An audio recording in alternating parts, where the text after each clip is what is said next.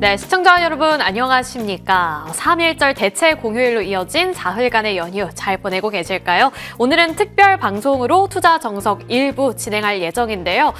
우리 증시가 그동안 조금 지지부진했는데 미국 증시가 다시 한번 반등한 만큼 내일 다시 3월의 첫 거래일은 어떠한 흐름을 이어가게 될지 궁금해지는 시점입니다. 이와 관련해서 MTNW 최고의 전문가들과 함께 시장 분석 그리고 섹터와 종목에 대한 분석까지 함께 이어갈 예정이니까요. 저희와 끝까지 함께 보시면 좋을 것 같습니다.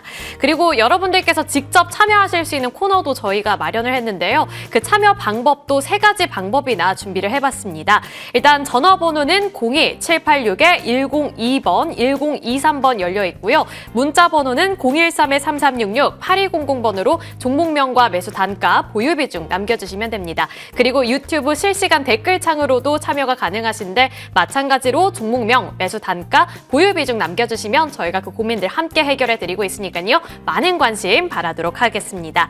저희 특집 투자 정석 1부에서는 많은 분들이 기다리고 또 기다리셨을 MTNW 강남 큰손 정홍주 의원 그리고 공명 정지우 위원님이 함께 해주실 예정입니다. 지금 바로 만나볼게요. 네, 위원님들 안녕하세요. 네, 안녕하세요. 네, 안녕하십니까. 예. 연휴 잘 보내셨죠? 3월 증시는 이제 트럼프의 관세 정책이 본격화되는 날이기도 하고 공매도 전면 재개도 예정이 되어 있습니다. 그뿐 아니라 이제 연준의 FOMC 회의까지 좀 여러 가지 빅 이벤트들이 있기 때문에 우리 시청자분들께서 어떠한 흐름이 이어지게 될지 그 어느 때보다도 궁금해하실 것 같은데요.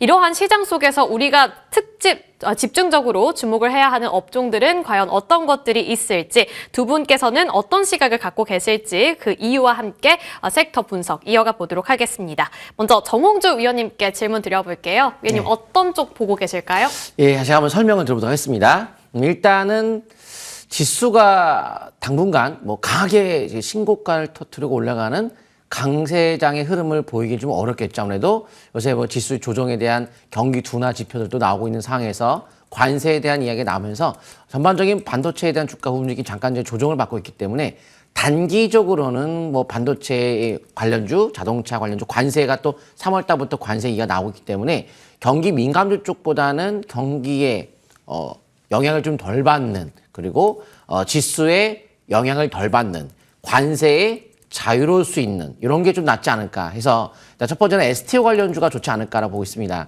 STO는 증권형 토큰 시장으로 가상화폐 시장의 비트코인 같은 것을 증권형으로 제도권 안으로 들어오게끔 하는 정책이 STO에 대한 정책이 여야가 두 군데 다 주장하고 있는 정책이고 글로벌적으로 어차피 언젠가 다 어느 나라든 이제 해야 될 시장이라 보고 있는데 누가 먼저 시작해서 이 시장을 선점하느냐 거기에 따라서 또 승패가 갈릴 수 있기 때문에 많은 이런 STO에 대한 적극적인 앞으로 지원이 이루어지지 않을까. 근데 요새 금융부위원장도 이 제도화를 검토한다는 얘기가 나왔고요. 정치권 여야도 한 목소리 내면서 법자 추진 중에 있는 상태인데 글로벌 자산운용사의 1위 블랙록의 CEO의 한마디를 예를 들어서 말씀드리게 된다면 아무래도 금융시장을 선도한다는 얘기가 나올 정도로 앞으로 기초 자산을 둔 가상화폐 개념으로 볼 수 있기 때문에 토큰 시장이 이제 열리겠죠.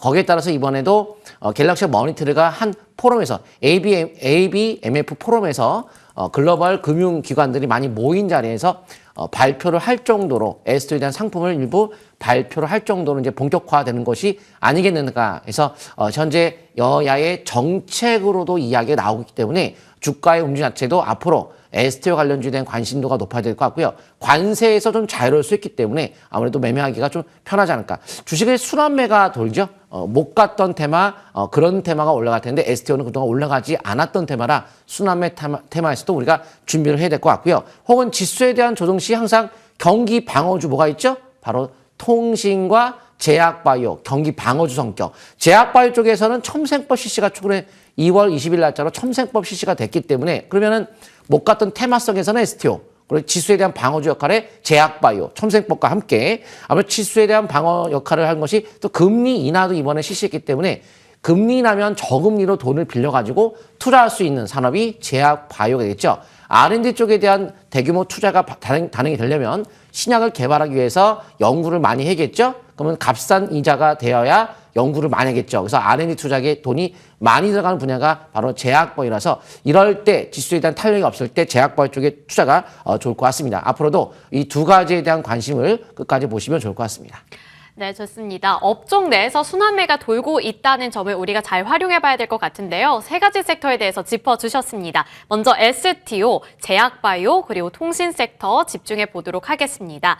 이번에는 공명 정지우 위원님의 시각도 엿봐야겠죠? 위원님께서는 어떻게 보실까요? 예, 일단 무엇보다 이제 항상 시장은 좀 이슈를 좀 많이 좋아하잖아요. 예. 3월 달에 무슨 이슈가 있죠? 예. 지금 MWC 2025가 열리죠. 스페인에서 바르셀로나에서 열리고 있는데 거기에서 이제 삼성전자랑 SK하이닉스가 또 AI 메모리를 공개하겠다 이런 얘기들이 나오고 있고요.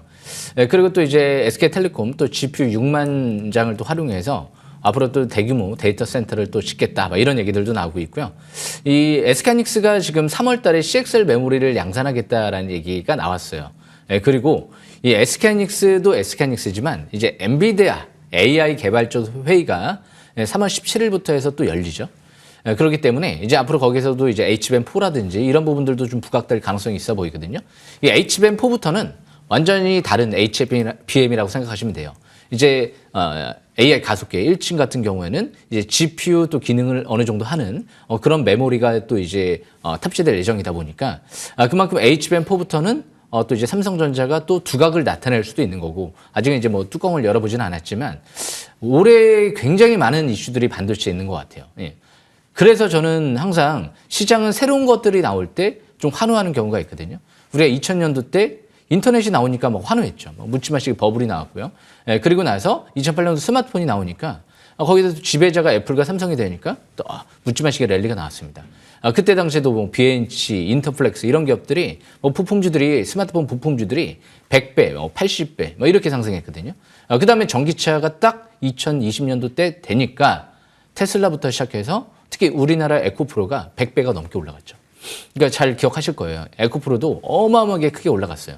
그런 다음에 2023년도 딱 되니까 엔비디아가 갑자기 AI를 주도하겠다 반도체를 엔비디아가 아주 10배씩 올라갔죠. 예. 그러면서 우리나라 같은 또 이제 반도체 관련주들도 제가 작년도에 설명드렸던 뭐 YC, 뭐 피룹틱스 다 5배씩 상승했거든요. 네오셈도 세계 최초로 이 CXL 디램 검사 장비 개발을 해서 5배씩 이제 올라갔었고요. 그만큼 이제 새로운 이슈들이 뭐가 있느냐. 그래서 저는 너무 많기 때문에 그래서 증시를 너무 긍정적으로 보는 거예요. 중장기적인 관점에서 이제 AI 반도체가 시작이 아닐까? 그만큼 이제 CXL 메모리 이제 양산 들어가고요. HBM4 나오죠. 삼성전자 4나노 수율 80%까지 육박했다 얘기 나오죠. 그리고 이제 2나노 수율은 한 30%까지 올라온 것 같은데 이전에 비해서는 굉장히 빠른 속도다. 개선되는 속도가 굉장히 빠르다. 6월 달부터 해서 평택 이제 파운드리 풀가동하겠다. 이런 얘기가 나왔거든요. 그만큼 이제 HBM4 뭐 2나노 양산, 하이브리드 본딩, 그리고 유리기판, 삼성전자도 연말 전에 유리기판 시제품 이제 양산 뭐 이런 얘기들이 나오고 있거든요. 그만큼 유리기판도 그렇고 실리콘 포토닉스 기술 뭐 이런 부분들도 우리나라에선 이 퀄리타스 반도체가 또 개발을 하고 있죠. 그래서 일단 반도체 쪽이 뭐 미국이 관세를 뭐 얼마만큼 또 때릴지 모르겠지만 우리나라한테 과연 관세를 퍼부을 수 있을까요? 마이크론을 위해서 마이크론 다 혼자 감당 못합니다. 이제 공장 증설해서 빨라봤자 2026년도 때 또 완공이 되고 이제 막 그때 시점에서 2026년 이후에 점유율 20% 달성을 목표로 하고 있는데 과연 삼성전자, SK하이닉스를 제끼고 그럴 가능성이 희박하죠. 조선도 마찬가지예요. 우리나라한테 관세 무지막지하게 부과할까요? 조선 우리나라가 만들어줘야 될 거 아니에요. 수십조 원. 그렇기 때문에 주말에도 얘기 나오더라고요. 그래서 그만큼 우리나라 아마 정치적인 불확실성이 3월 달에 좀 어느 정도 완화가 되면 아마 올해 하반기에는 반도체 이슈가 상당히 더 많이 불거질 가능성이 높을 것 같아요. 그래서 3월 달에도 이슈가 있는 만큼 역시 관련주들을 잘 보셔야 될 것 같습니다. 여기까지 설명 마치겠습니다. 네, 알겠습니다. 3월에 또 빅이벤트가 많다라고 말씀을 드렸는데 그 안에서 반도체 섹터를 우리가 본격적으로 좀 눈여겨보자라는 정지우 위원님의 의견도 함께 체크해봤습니다. 이렇게 3월 우리가 주목해야 하는 업종에 대해서 힌트를 좀 얻어봤는데요. 이와 관련해서 유망주는 어떤 것들이 있을지는 잠시 뒤에 공개가 될 예정이니까요. 저희와 끝까지 함께 보시면 좋을 것 같습니다. 그리고 그 사이에 상담문이 많이 들어오고 있는데 어떻게 참여하실 수 있는지 화면으로 다시 한번 만나보시죠.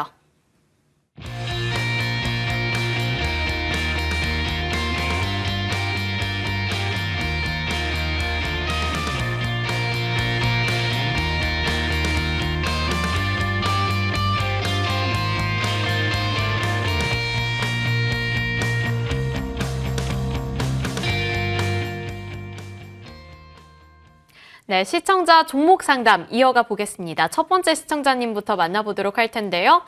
네, 시청자님 안녕하세요. 안녕하세요. 네, 안녕하세요. 오늘 어떤 종목 궁금하실까요? 에코프로요. 오, 에코프로 매수 단가와 보유 비중은요? 56,000원에 100%요. 100%요.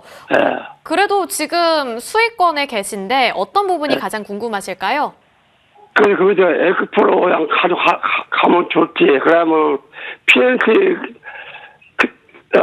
들어가면 어쩔까 물어봤어요. 네, 내가 어떻게? 만 원쯤까지 보고 들어갔거든요. 네. 예. 알겠습니다. 어떻게 대응을 하면 좋을지 우리 정홍주 위원님께 여쭤볼게요. 네. 네, 안녕하세요. 안녕하세요. 반갑습니다. 네, 반갑습니다. 제가 한번 설명을 드려보도록 하겠습니다. 일단은 에코프로는 국내 최대 배터리 전시회 이번에 열리는 2025 인터배터리 거기에 이제 전시회가 열리죠. 거기서 이제 전고체형 신소재에 대한 개발, 미래 성장력에 대한 공개를 하고 그게 이제 3월 5일부터 3월 7일까지 삼성동 코엑스에서 열리는데요. 이번 에코프로가 전고체 배터리 시대를 준비해서 미래 소재 개발에 대한 계획을 로드맵을 발표한다 합니다. 이렇게 이슈가 일정이 짜여져 있긴 해요. 근데 이제 이런 부분이 지금 전고체 배터리의 관련주에 가장 강한 종목이 뭐죠? 바로 이수 스페셜티 케미칼. 요새 수직으로 뭐 50% 그러니까 거의 2배 가깝게 올라가지 않았나요? 한 달 정도 올라간 쫙 수직으로 올라간 전고체 배터리 관련주의 이수 스페셜티 케미칼에 비해서 에코프로는 크게 변화가 좀 없는 모습인데 둘 다 가격적으로 좀 고평가의 형태를 띠긴 띠고 있어요. 그리고 지금 일단 테슬라의 주가의 움직임이 전저점을 깨면서 하락세를 많이 보이겠죠. 거의 곤두박질 쳤다고 우리가 볼 수 있는데 테슬라의 주가가 곤두박질 치고 있는 상태에서 자동차에 대한 관세가 이제 3월 달부터 또 이슈가 나오는 시점이니 자동차 매매는 안 될 것 같고 그럼 자동차가 지금 올라가지 못한다면 배터리 쪽도 그렇게 관심을 가질 만한 시점은 아닌데 최근에 배터리도 크게 움직이지 않았고 그러면 이제 미래에 대한 전고체 배터리 이제 3월부터 현대차가 이제 전고체 라인 본격적으로 가동한다 하니까 미래를 향해서 이제 움직이면서 이수 스페셜티 케미칼은 수직으로 올라갔어요. 제가 잠깐 한번 차트 통해 보도록 하겠습니다. 잠깐 보시게 되면 이수 스페셜은 이런 식으로 주가가 수직으로 폭등을 한 모습이 나왔죠. 수직으로. 그런데 에코프로 같은 경우에는 크게 반응 안 했죠. 그러니까 시장에서 일단 반응을 한 거는 이수 스페셜티 케미칼, 뭐 인터배터리 이슈가 또 나오면서 일정 더 나오면서 지금은 이 종목 자체가 더군다나 PBR 봤을 때 주가 움직임이 현재 162 정도 해당이 되는데요.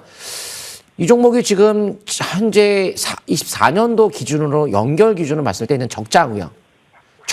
적자인데 별도로 봤을 때는 좀 흑자의 형태를 좀 띠고 있지만 이 정도의 120억 이익 혹은 적자 이런 기업이 지금 시가총액이 8조입니다. 8조. 조 단위 그것도 그냥 1조가 아니고 8조.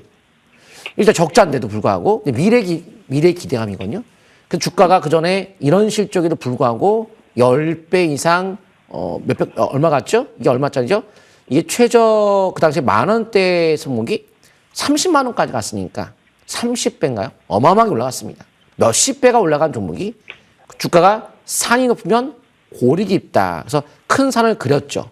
지금도 이미 기대감으로 올라갔고 지금은 실적 기준 봤을 때 가격 메리트가 없기 때문에 또한 차트상에서 뭐 거래가 빵 터진다거나 20개월 이평선의 장기적인 방향을 타는 저항권을 돌파한 것도 아니고 싼 것도 아니고 지금 당장 이 전고체 배터리 기대감이 있지만 배터리 관련주들이 그동안에 떨어졌던 이유가 일시적 해증, 바로 전기차에 대한 판매 부진, 정체가 이루어지면서 지금 해소가 된 건 아니거든요. 그래서 자동차가 많이 판매된다? 전기차가 많이 판매된다? 그럼 테슬라가 올라가겠죠. 근데 테슬라가 전저점을 깨고 곤두박질 치고 있는 상황이니까요. 그다음에 지금은 배터리에 대한 공략을 단정적으로 지금 사자 이렇게 얘기할 수가 없다는 거죠. 다만 그동안의 주가가 1년 이상 2년째 주가 거의 빠지면서 전고체 배터리 쪽이 이제 바닥권에 온 게 아니냐 이런 의견도 나오기는 하지만 그거는 이제 수급이 엄청나게 들어오고 뭐 어떤 거래가 터지면서 뭐 최소한 뭐 20개월 이평선이 돌파가 된다고 뭔가 징후가 나타나야 되는데 그런 징후 없이 뉴스에서 뭐 그러지 않을까 이런 것만 가지고 우리가 여기다가 왕창 베팅하는 건 좀 어렵다는 거죠. 다만 이제 매수가 대비 그래도 좀 올라왔기 때문에 당이도 지금 손해가 아닌 상태라서 저라면 지금 손해가 아니었을 때 좀 종목을 교체해서 시장의 주도주 빠르게 올라갈 수 있는 종목으로 갈아탄 게 낫지 않을까. 그래서 못 간다는 게 그런 게 아니고요. 방향이 아직 나오지 않았기 때문에 가격적으로 메리트도 없는 만큼 산업적으로도 지금 당장 어떤 상승의 어떤 특이사항은 없기 때문에 다만 전고체 배터리 기대감은 있긴 있어요. 근데 지금 반응이 크게 안 오잖아요. 이수 스페셜 티켓 하면 그것만 강세가 나오는 것처럼 그래서 다른 종목을 하는 것이 좀 낫지 않을까라고 보고 있습니다. 네. 그러면요, 이 PNT 들어가면 어떨까요? PNT도 PNT. 종목 상담이요? 예, 그 들어가면 어떨까요? 네, PNT는 나중에 다시 한번 저희에게 종목 접수해 주시면 저희가 또 꼼꼼하게 상담해 드리도록 하겠습니다. 일단 수익 보고 계시니까 다른 종목으로 또 갈아타 보는 전략도 고려해 보시면 좋을 것 같습니다. 자, 이제 다음 종목으로 넘어가 보도록 할 텐데요. 이번에는 문자로 접수받은 종목입니다. 벡트 나와 있습니다. 4,360원의 평단가 갖고 계시고 보유 비중이 그렇게 적지는 않으세요. 30%인데 일단 우리 정지효 위원님께 전략 여쭤보도록 하겠습니다. 위원님 지금 조금 손실을 보고 계시네요. 예, 이 벡트 같은 경우 저도 지금 처음 봤는데 일단 간단하게 제가 살펴봤는데 좀 아쉬워요. 이 종목 신규 상장된 지 얼마 안 됐거든요. 예. 제가 항상 이제 철칙이 있어요. 신규 상장된 지 얼마 안 된 기업은 최소한 6개월 뒤에 보든지 뭐 꼭대기에서 지금 뭐 반토막이 나 있는 것 같긴 해요. 뭐 10,000원대에서 신규 상장되고 고점에서 근데 뭔가 이 기업이 지금 이 교육용 이제 뭐 전자 교탁을 뭐 개발한다 뭐 이런 기업들이에요. 그러니까 지금 일단 뭐 대표적인 뭐 반도체 배터리 뭐 이런 업종도 아니고 일단 신규 상장되고 나서 거래량이 팍 터졌어요. 꼭대기에서. 그 다음에 쭉 흐른 다음에 뭔가 바닥에서 아직 의미 있는 거래량이 안 터졌어요. 그러니까 이런 기업들을 지금 당장 뭐 좋다 안 좋다 미리 단정할 수는 없을 것 같아요. 그러니까 이런 기업들이 실적 대비 막 극도로 저평가되어 있는 기업이면 모르겠는데 신규 상장된 기업들 치고 뭐 그렇게 실적이 엄청나게 뛰어나서 처음부터 출발하는 기업은 그다지 그렇게 많지는 않거든요. 제가 항상 종목을 분석을 해보면 바로 차트를 분석을 해보겠습니다. 차트를 분석해보면 신규 상장되고 나서 2024년도 12월 16일 날 엄청난 대량 거래 터지고 나서 대음선이 나오죠. 원래 대부분 신규 상장되고 나선 반토막 쭉 내려와야 돼요. 대부분 그냥 막 날아가는 경우는 없어요. 그래서 간혹 가다가 제가 우스갯소리로 그런 얘기를 많이 해요. 자신 없는 사람이 신규 상장된 지 얼마 안 돼서 단기 급등을 노려요. 대부분 이제 쭉 내려올 게 뻔한데 단기 급등만 그냥 노리는 거예요. 어차피 내려와요, 거의. 대부분 신규 상장되고 뭐 대형주들 같은 경우도 그래요. 한번 쫙 내려왔다가 바닥 따지고 그 유명한 하이브 같은 경우도 그렇고요. 막 꼭대기까지 올라간 다음에 반토막 내요. 그다음에 쭉 또 내려온 다음에 다시 또 올라가요. 그런 경우가 많거든요. 그런 다음에 지금 밑에서 의미 있는 거래량이 안 터지죠. 주식은 바닥에서 꼭 뭔가 이때부터 터닝을 했어요. 2025년도 2월 6일부터 해서 이 파라볼릭이 빨갛게 상승 기조로 전환되죠. 그때부터 해서 이렇게 터닝하죠. 그래서 주식은 이렇게 이 파라볼릭의 상승 기조 전환되고 첫 5일선 회복할 때 신규 상장되고 쭉 흐르다가 그런 시점이 있어요. 그러다가 21선 뚫어버리면 그때부터 가죠. 그러니까 21선 뚫어버리니까 지지받고 계속 가다가 또 다시 지지권까지 내려왔어요. 근데 또 몰라요. 그 밑에 아직 뭐 이런 기업들이 저평가돼 있고 뭐 실적 흑자 기업이 아니기 때문에 쭉 또 지하실까지 내려갈지는 아무도 몰라요. 막 여기서 상승 기조로 또 MACD 전환되려고 하다가 다시 음전환이 확대되죠. 아직 투자심 침체권에다가 스토캐스틱 지표도 침체권. 아직 터닝하지를 않거든요. 50 이상으로 올라가야 되는데 뭔가 의미 있는 거래량이 없잖아요. 그러니까 아직까지 뭔가 의미 있는 분석을 하기에는 아직까지는 이른 시점이다. 그런 관점에서 보면 일단 보유주만 보유를 하다가 만약에 3,200원대가 깨져버린다. 그럼 또 추가 하락, 전저점을 깨고 추가 하락이 나타나는 거거든요. 그럼 또 추가 하락에 대비하는 거고. 그런데 여기가 변곡점인 것 같아요. 이제 21선까지 다 왔기 때문에 여기서 추가 하락이 나타나면 또 떨어지면 추가 하락이 나타날 수도 있고 만약에 올선 회복이 되면 재차 좀 반등을 줄 수도 있죠. 그러면 재차 이전 고점 부분 돌파 여부가 굉장히 중요해요.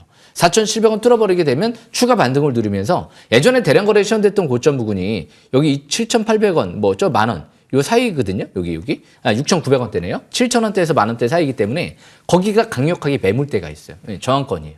그 라인대 7,000원대 올라가면 일단은 경계권, 매도권 그리고 많이 올라가봤자 만원? 진짜 많이 올라가면 만원? 운 좋게 올라가면 대박이죠. 예. 그렇게 갈 가능성은 좀 희박해 보여요. 뭐 지금 당장 엄청나게 성장성 있는 종목이다라고 판단 들어가지는 않거든요. 뭐 전자큐탁이 뭐 나중에 또 뭐 굉장히 좋게 또 성장할 수도 있겠지만 거래량이 없잖아요. 그러니까 거래량이 늘어나는지 그 부분을 잘 체크 포인트로 보시면서 역시 뭐 7,000원대 부근까지 일단 저항권 강력하게 있다. 이 부분 참고하시면 될 것 같습니다. 여기까지 설명 마치겠습니다. 네, 알겠습니다. 저항권이 있기 때문에 그 가격 라인을 잘 보셔야 될 것 같습니다. 수급이 들어오는지에 따라서 우리 시청자분께서도 잘 대응을 해보시면 좋을 것 같고요. 그 다음 종목으로 넘어가 보겠습니다. 이번에도 문자로 접수받은 종목인데요. 큰 종목이 나왔네요. 두산 에너빌리티. 매수 단가는 29,000원에 보유 비중은 40% 들고 계십니다. 우리 정홍주 위원님께 맡겨보도록 할게요. 위원님, 두산 에너빌리티 나왔네요. 네, 두산 에너비티는 뭐 강남건설의 시그니처 종목이죠. 그런데 문제는 뭐냐? 시그니처는 시그니처인데 저는 17,000원대에 설명을 드렸다는 거죠. 매수에 대한 의견과 함께. 그래서 항상 종목이 중요한 게 아니고 가격을 얼마에 사서 얼마에 팔고 이거를 얼만큼 사서 비중을 또 순서를 이거를 먼저 살 것이냐 중요도를 그냥 포트폴리오 관리할 때 중요도가 높은 종목을 먼저 사고 이걸 나중에 사고 돈이 모자르면 이거 안 사고 돈이 모자르지만 이게 중요한 거니까 먼저 사고 이런 순서 매기는 이게 실제 돈 버는 결론이에요. 근데 종목 하나만 얻어간다고 해서 돈을 버는 게 아니라는 거죠. 종목에 대한 포트폴리오 관리가 굉장히 중요할 텐데요. 일단은 원전이라는 자체를 이제 궁금해 하신다면 원전은 어마어마하게 중요하죠. 앞으로의 미래에 대한 AI 데이터 센터에 대한 수요가 폭발함에 따라서 그 에너지를 감당할 수 있는 에너지는 지구의 SMR 소형 모듈 원전, 이 원전 시장밖에 답이 없어요. 어차피 가야 될 수밖에 없다는 거죠. 그럼 지금부터 가냐? 그건 아니죠. 산업이 그렇다는 거죠. 산업이. 계속 성장하는 산업 맞아요. 근데 성장하는 것을 미리 반영해가지고 미리 주가가 올라갈 수도 있어요. 성장해도 안 가는 거죠. 그래서 주가가 이 위치가 어느 위치냐? 적정 주가를 잘 따져보면서 우리가 매매를 해야 된다는 점을 좀 말씀을 드리고요. 이번에 미국에서 중국의 딥시크 사건이 터짐에 따라서 AI에 대한 더욱더 투자가 많이 활성화될 텐데 미국에서 이제 대규모 투자 바로 AI 투자에 대한 수요가 더욱더 폭발함에 따라서 이 태양 에너지를 SMR 원전으로 일단 뭐 보충을 하겠지만은 그 SMR 소형 모드 원전을 짓는 과정에 시간이 또 오래 걸리기 때문에 일단은 태양광 에너지를 먼저 또 일부를 투입시킨다. 그래서 태양광 에너지 관련주의 HD 현대 에너솔루션도 올라갔고 원전주도 같이 올라갔죠. 또한 원전에 대한 수요는 전 세계적으로 몇 배 이상 증가한다.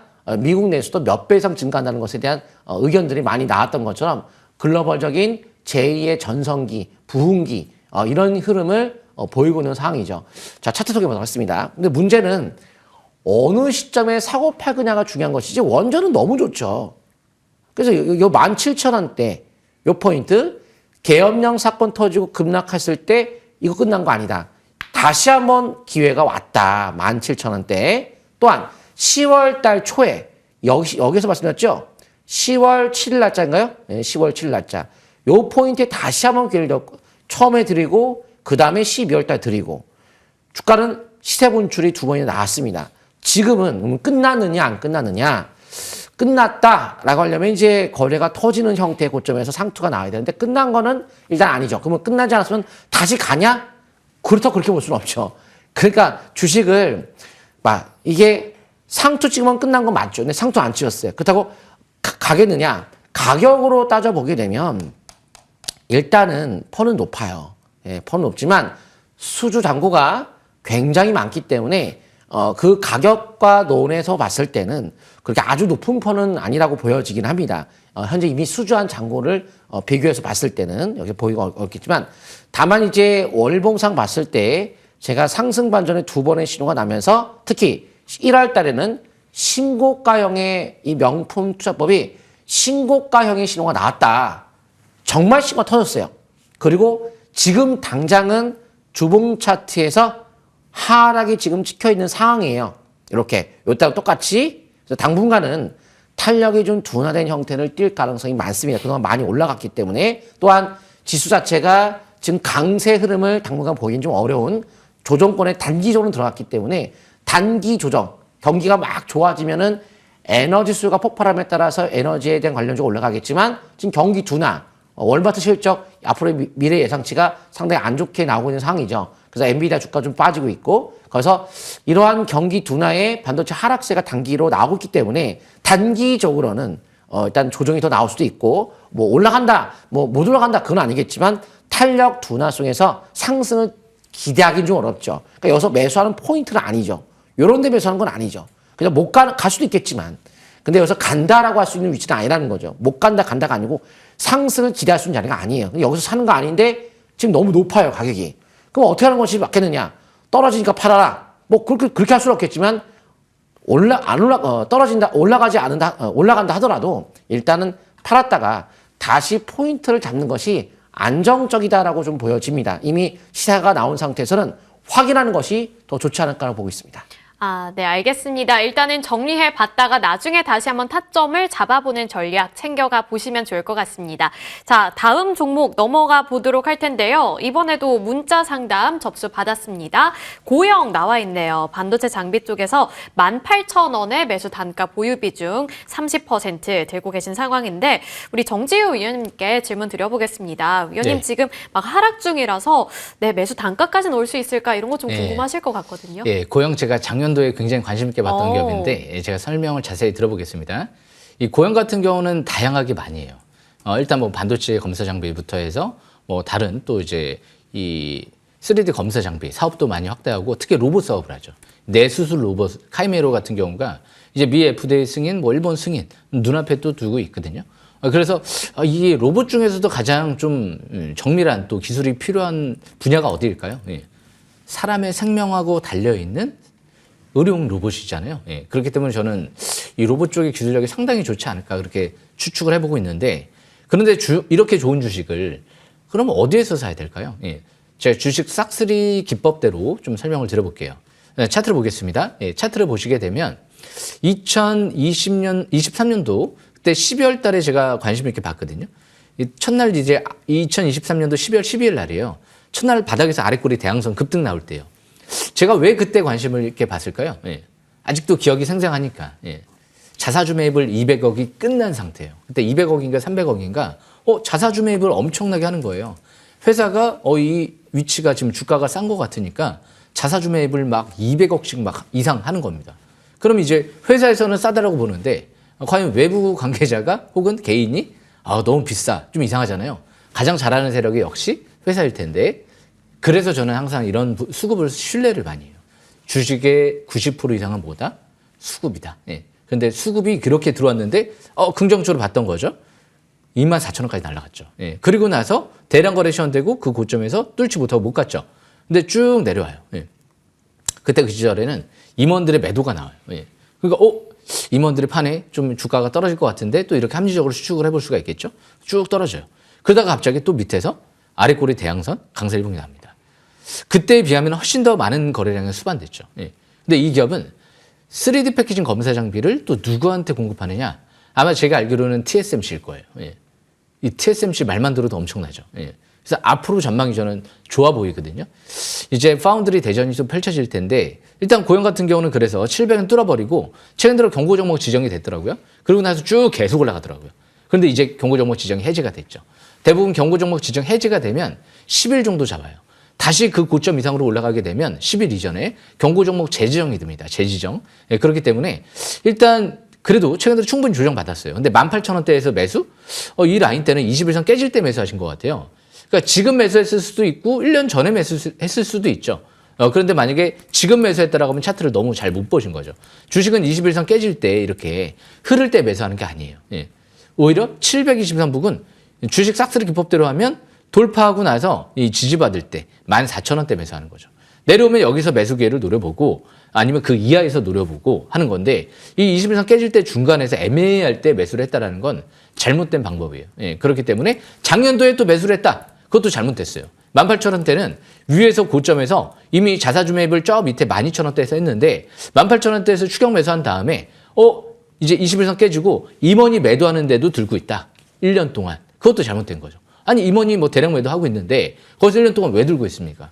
팔았다가 다시 밑에서 사든지 아니면 지금 최근 들어 14,000원대 뚫어버릴 때 다시 700원 뚫어버릴 때 사야죠. 예, 그렇기 때문에 지금은 보유주만 갖고 있다가 좋은 기업을 선택한 건 분명해요.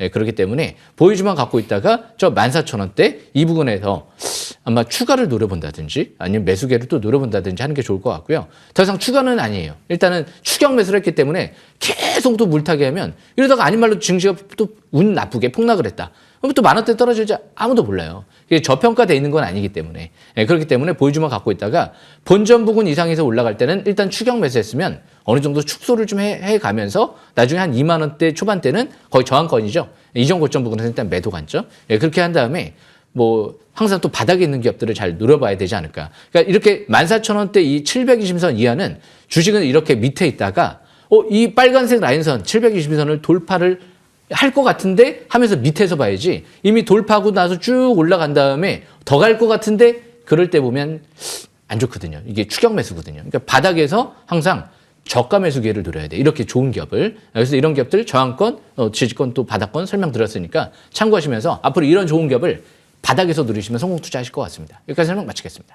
네, 오늘 정말 잘 찾아오셨네요. 고용에 대해서 또 심도 깊게 분석해 주셨고요. 이제 또 바닥권에 있는 종목들 잡아봐야 한다라고 말씀 주셨으니까 저희와 끝까지 함께 보시면서 새로운 종목도 노려보시면 좋을 것 같습니다. 자, 그리고 그 다음 종목으로 곧바로 넘어가 보도록 할 텐데요. 이번에는 제약바이오 섹터 내에서 알테오젠 나와 있습니다. 매수 단가는 31만 4,500원. 그리고 보유 비중이 꽤 높으시네요. 65% 갖고 계시는데 우리 시청자님께서는 원하시는 바가 뚜렷하게 있어요. 48만 원까지 바라는데 대응 전략이 궁금하시다라고 말씀 주셨거든요. 우리 정홍주 위원님, 앞서서 제약바이오 섹터 좀 강조해 주셨잖아요. 네. 알테오젠 어떻게 볼까요? 예, 한번 보도록 하겠습니다. 이 알테오젠, 이건 성장주죠. 실적은 없지만 미래가 지금 발달해가지고 계속 신고가 행진을 하고 있는데 앞으로 실질적으로 예전에도 그 미래에 대한 신약 개발 기대감으로 올라갔던 종목이 나중에는 실패해가지고 막 곤두박치고 주가가 막 떨어지면서 나중에는 뭐 상패가 되는 게 아니냐 뭐 기냐 뭐 이런 얘기까지 막 나온 적도 있었잖아요. 원래 제약바이오가 그런 거예요. 그런 개념이 제약바이오 개념인데 그걸 아는 사람은 없다라는 거죠. 근데 주가의 움직임이 그런 기준이 있습니다. 요 종목 같은 경우에는 이제 주당 35만 원대 기준에서 3자 배정에 대한 그 공시가 나온 적이 있어서 35만 원 기준에서의 상승 가능성 열어두는 그 가격 기준이다라고 볼 수 있는데 그 밑으로 쉽게 내려가지 않겠구나라는 가능성. 하지만 그건 가능성이지 무조건 내려가지 않는다 이런 건 아니고요. 차트 통계 보도록 하겠습니다. 그렇다면 우리가 기업에 대한 내용을 가지고 단정을 줄 수는 없는 분야예요. 그러면 수급을 봤을 때 단기는 최소한 한 달 누적. 단기적으로 지금 막 주가가 올라갈 수 있을 것이냐. 최근에 개인 매수 중심. 기관들의 매도, 외국인들은 매도가 없죠. 매수할 팔았죠. 요새 흐름이 어때요? 개인의 매수가 누적이 늘어나고 있죠. 단기적으로 그게 좋은 편은 아니죠. 그러면 이제 수급과 차트를 봐야 돼요. 어차피 기업에 대한 전망은 알 수가 없어요. 뭐 시작 개발을 하려다가 못하려다 하고 임상시험 잘못 나오고 그런 거 많은데 그건 아까 말씀드린 35만 원의 기준의 3자 배정 가격이니까 그 기준에서 최근에 이것죠. 종가가 저가로 끝나면서 한 번에 말뚝을 박았죠. 이때 시가가 38만 원, 그러니까 35만 원 정도의 기준. 그래서 10개월 이평선 기준의 지지 가능성은 생각을 해보면서 매매를 할 수 있는 거죠. 다만 10개월 이평선의 지지권이 붕괴가 되면 그때는 조정에 대한 가능성을 열어두셔야겠죠. 근데 종가가 저가를 끝나는 약세가 나오고 나서의 이 몸통이를 돌파를 했기 때문에 한번 우리가 10개월 이평선 기준을 갖고 해볼 수도 있겠네? 그런 생각을 해볼 수 있죠. 거래가 늘지 않은 형태 속에서의 대응봉 형태를 띠면서 돌파한 만큼 일명 이제 말뚝박고 가는 형태가 좀 되고 있는 모습. 상추가 아직 아니라는 거죠. 다만 여기서부터 가자 이렇게 어떻게 단정을 짓습니까? 실적이 이렇게 저평가가요? 뭐 지금은 현재 작년도 241억 원, 현재 이번 연도 기준. 근데 이거는 100% 맞는 건 아닙니다. 100%는 아니고요. 가능성, 컨센서스. 근데 그 기준을 놓고 봐도 퍼가 200의 형태를 띠고 있어요. 엄청난 높은, 이미 실적 기준에서 너무나 높은 시가총액을 갖고 있습니다. 그래서 이거는 10개월 이평선 기준의 매매는 가능하지만 하나, 둘, 세 번째에서도 상승 기대하기엔 좀 어려운 단기로 봤을 때는 어려운 위치죠. 만약 이게 지금 10개월 이평선이 첫 번째 봉이면은 그나마 좀 더 낫겠지만 세 번째에서 한번 10개월 이평선 갖고 한번 해보자. 저라면 그렇게 하고 싶지는 않고요. 저는 좋은 종목도 많이 있기 때문에 차라리 다른 걸로 교체하는 것이 더 낫다고 생각하고 있고요. 안정적으로 한다면. 근데 기본적으로는 10개월 이평선 기준의 매매는 가능한 형태를 띠고 있고 짧게는 일봉에서 요 생명선 22선 기준을 가지고 단기 대응을 한다면 안정적인 매매가 되겠죠. 항상 22선만 갖고 매매했을 경우는 크게 문제가 되지 않는 것을 꼭 명심하시면 좋을 것 같습니다. 네, 알테오젠이었습니다. 그 다음 종목 나인테크 나와 있고요. 2,900원에 15% 보유 비중 갖고 계십니다. 우리 정지호 의원님께 맡겨보도록 할게요. 예, 일단 제가 나인테크를 좀 설명 들어볼까 하는데요. 이 나인테크 같은 경우는 제가 관심주예요. 예. 잘 보셨어요. 예. 왜 그러냐면 역대 최대 매출이 나왔어요. 예.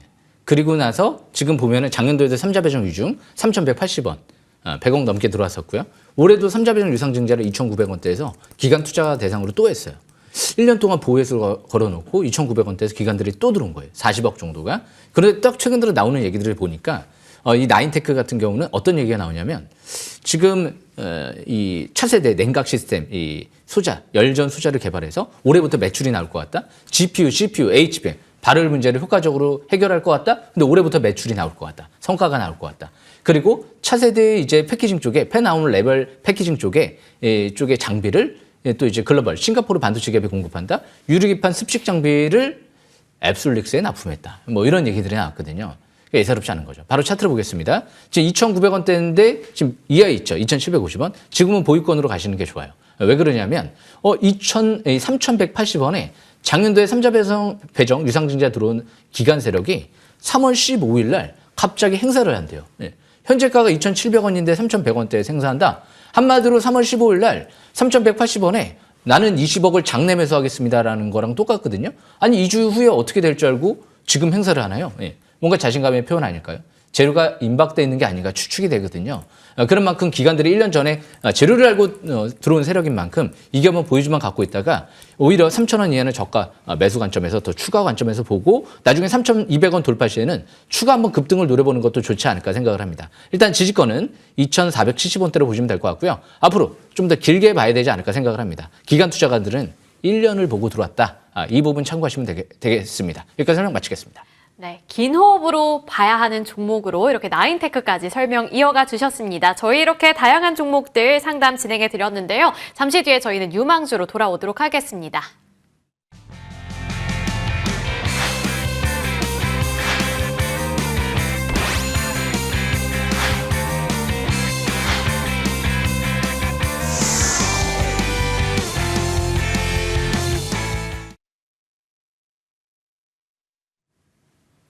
네, 우리 위원님들께서 준비해주신 유망주 들어보겠습니다. 먼저 첫 번째 종목 정홍주 위원님께서 준비해 주셨는데요. 어떤 종목일까요? 네, HK 이노엠 보도록 하겠습니다. 아까 제가 그 제약바이오 쪽이 지금 현 시점에서는 우리가 지수에 대한 탄력적인 상승이 지금 바로 나오는 구간이 또 아니다 보니까 경기도 그 금리 인하까지 이번에 단행이 됐으니 제약바이오. 근데 이제 아까 알테오젠은 퍼가 막 200에 가깝잖아요. 근데 HK노에는 10대 초반이에요. 실질적인 실적이 있는 기업은 눈으로 보고 그 숫자를 가지고 비교해가지고 당장의 기준에서 예측할 수가 있어요. 그러니까 우리가 미래를 보고 하는 게 주식이긴 해요. 근데 성장주. 미래를 보고 하는 건 성장주.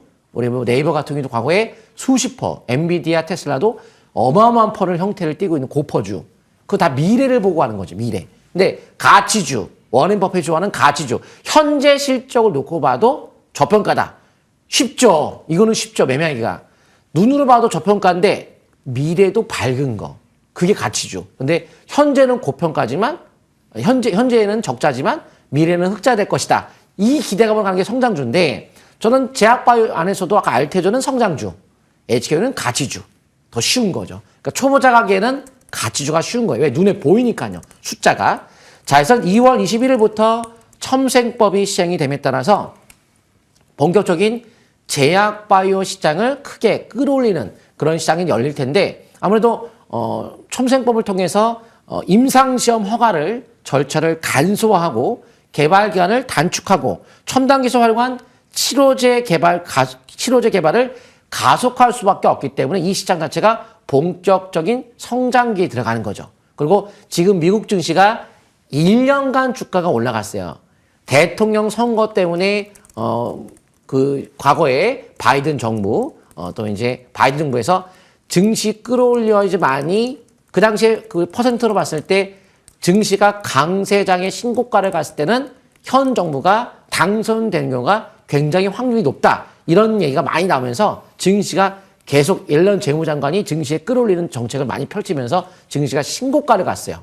그리고 지금 미국 증시가 월봉이 과열된 상태에서 이제 막 꺾였어요. 근데 이제 꺾여다 가지고 계속 떨어진 건 아닙니다. 떨어졌다가도 또 반등해주고 또 횡보하다 그럴 수도 있는 거니까 단기로 이제 꺾이긴 꺾여서 탄력적으로 증시가 올라가기가 어렵다는 것 뿐이지 뭐 계속 떨어진다는 얘기는 아닙니다. 그리고 현재는 트럼프의 말 한마디에 따라 증시가 강하게 가다가도 약하게 가다가 강하게 가다가 왜 그러냐? 트럼프가 관세를 막 때린다는 하니까 증시는 약세를 보였지만 여기서 만약에 합의점을 찾고 관세를 약간 약화시키는 단어를 말하게 되면 다시 증시 또 올라갈 수 있어요. 그러니까 증시의 하락과 상승은 트럼프에 달렸기 때문에 지수의 조정에 거의 걱정할 필요는 없어요. 그래서 조정은 반도체에 대한 저가 매수 기회로 활용할 수 있는 기회는 맞지만 크게 보면 맞지만 당장 뭐 사갖고 막 뭔가 수익이 막 나는 걸 못 느낄 가능성이 많아요. 단기적으로는. 그래서 제약바이오 쪽에 대한 매매가 좀 더 유리하다는 말씀을 드리고요. 국내 30호 신약에 대한 K캡. 그래서 지금 그 첨세법 시행과 함께 그 신약 개발하는 기업들의 수혜가 될 텐데 실제 국내 30호의 신약을 개발한 K캡이 전 세계 50개국에 대한 진출에 속도를 내고 있는 상황이죠. 실제 신약 개발을 했죠. 근데 유한양행과 같은 느낌의 매년 매출의 증가와 매년 이익의 증가를 지속화되고 있는 상황이다 보니까 뭔가 막연한 기대감이 아니고 안정적인 최근의 데이터 자체가 연속성을 띠고 있기 때문에 신뢰감이 높은데 특히 국내 1조 4천억 규모의 소화성 궤양용제 시장에서 15% 점유율함에 따라서 국내 1위 기업이 K캡입니다. 그리고 앞으로는 48개국 중 15개국에서 출시하고 있는 상황인데요. 앞으로 100개국까지도 목표로 하고 있다고 합니다.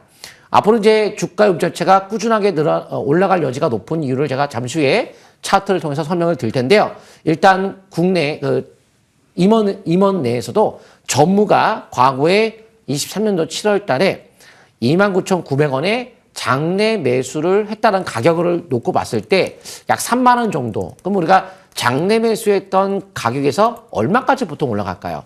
뭐 그 얼마까지 간다는 건 아니겠지만 주가의 가격대 퍼와 PBR과 그 장내 매수했던 가격을 비교했을 때 최소한 이 종목은 이 정도는 가겠다 싶은 가격이 있는데요. 차트 정리 좀 보겠습니다. 그러면 3만 원의 가격과 대략 3만 원의 가격과 장내 매수 퍼가 10대 초반.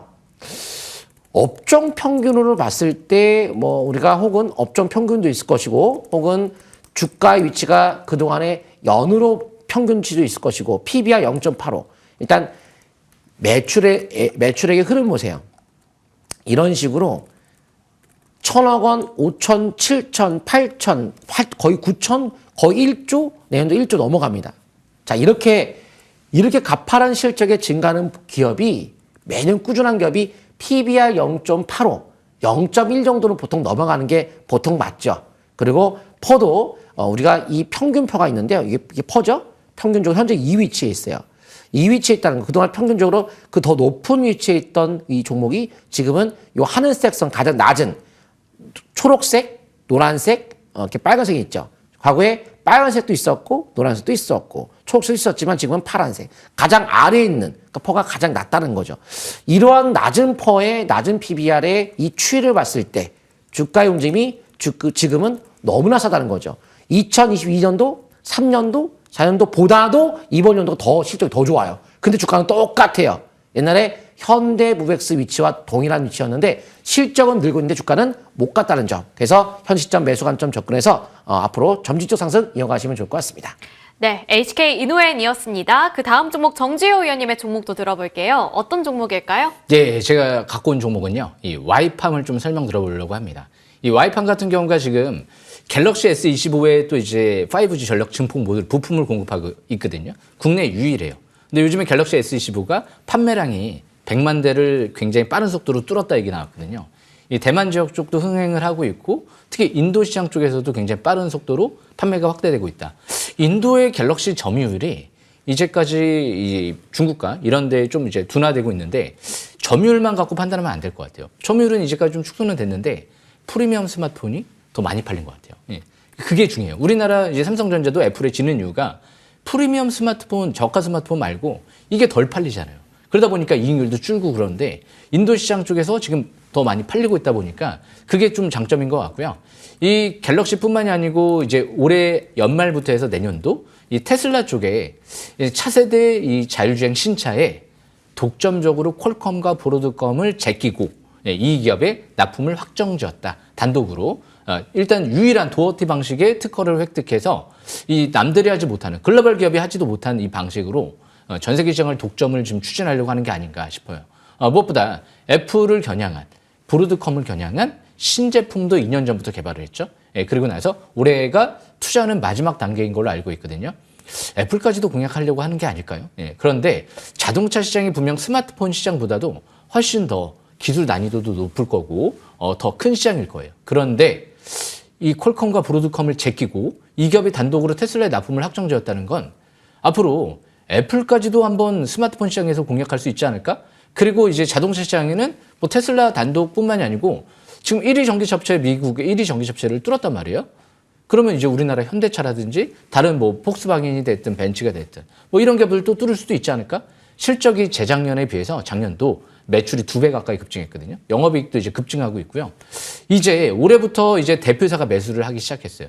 사상 최대 거래량이 시현되기 시작했거든요. 바로 차트를 보겠습니다. 차트를 보시게 되면 지금 720선 이제 뚫었죠. 그런 아인대에서 4,000원대에서 안 깨져요. 이제 12물량 얼추 절반 이상을 많이 소화했거든요. 매수가 같은 경우 4,500원대, 4,000원대. 이 사이가 매수권으로 보시면 될 것 같고요. 손절 라인은 3,400원대로 보시면 될 것 같아요. 그 라인 때는 기관들이 지금 12투자한 단가이기 때문에 그 이하로는 떨어지기가 어려울 것 같아요. 그리고 목표가는 7,200원대에서 자사주 매입이 142억이 들어왔어요. 회사에서 싸다라고 생각을 해서 최소한 7,200원 이상까지 바라봐야죠. 8,000원대까지도. 그리고 나서 올해 이제 6월 달에 테슬라의 로보택시가 나오죠. 어떻게 될까요? 예. 갤럭시뿐만이 아니고 애플 재료까지 있는 것 같은데 종착에는 이 5G 부품이 이제 통신, 로봇도 통신 접목을 해야 되기 때문에 로봇, 우주항공까지 다가설 수 있지 않을까요? 앞으로 이제 3월 달에는 테슬라의 스타링크도 또 오잖아요. 그렇기 때문에 이런 기업들 저가 매수 기회 누리시면 성공 투자할 수 있지 않을까 생각을 합니다. 대표사 5억 매수했습니다. 여기까지 설명 마치겠습니다. 네, 좋습니다. 와이팜 공개해 주셨고요. 목표가는 8,000원, 손절가 3,400원입니다. 이렇게 HK 이노엔과 와이팜까지 공개가 됐는데요. 여기서 못다한 이야기 우리 위원님들께서 더 자세한 이야기 풀기 위해 무료 공개 방송도 준비를 해주셨습니다. 한 분 한 분 좀 들어볼게요. 정홍주 위원님 어떤 주제 준비해 주셨을까요? 네, 제가 명품 투자법이라고 해서 최신 버전에 최근에 이제 완성을 했는데요. 25년의 주식 투자, 20년의 방송 경력으로 최절정의 가장 제가 중요한 기준을 가지고 만들었으니 오셔가지고 잘 설명 들으시면 좋을 것 같습니다. 네, 알겠습니다. 많은 정보 얻어가 보시면 좋을 것 같고요. 이번에는 정지우 의원님의 주제도 들어볼게요. 예, MTNW 4년 연속 대상을 달성을 하면서 펜트론 200% 상승했거든요. 또 200% 상승 도전할 만한 기업들 열심히 발굴하고 있으니까요. 지금 바로 온라인 방송 들어오시면 될 것 같습니다. 네, 좋습니다. 잠시 뒤 7시부터 우리 위원님들의 무료 공개 방송 진행이 될 예정입니다. 앞으로 3월 한 달 어떻게 현명하게 보내야 할까 궁금하신 분들이라면 그 전략 함께 세워보시면 좋을 것 같습니다. 저희 특집 투자 정석 1부는 여기서 마쳐보도록 할게요. 오늘도 시청해주셔서 고맙습니다.